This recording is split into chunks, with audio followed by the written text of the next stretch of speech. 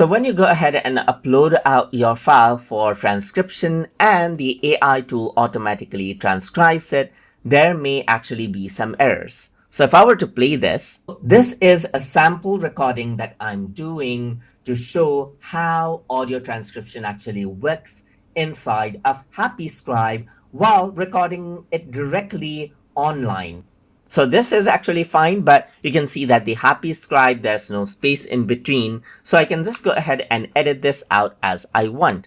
And if I were to play now of HappyScribe while recording it directly, it adjusts it out as needed. It directly online. So the audio scribe that I'm using, it is a web version of application.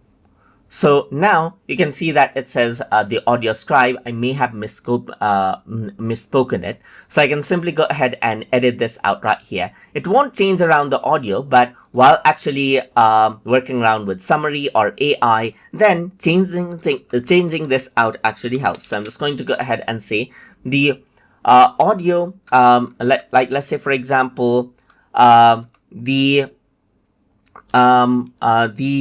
let's say for example, software I am using is a web version of the application, so it runs in any web browser of your choice. So you can go ahead and edit this out as you want right here and so forth.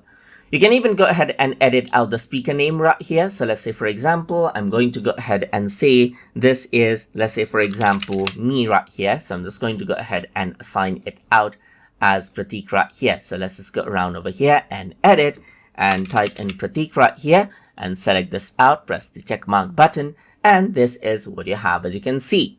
So that is basically how you can go ahead and edit out your transcription text and even edit out your speaker as you want right here, just like this. You can mark it as reviewed right here to make sure that you have actually reviewed it, so that you can go ahead and ask AI contents out of it, so that you can go ahead and then process it, or you can unmark it out as well. So that is basically how you can go ahead and edit out the transcription text as you like after it is generated inside of HappyScribe.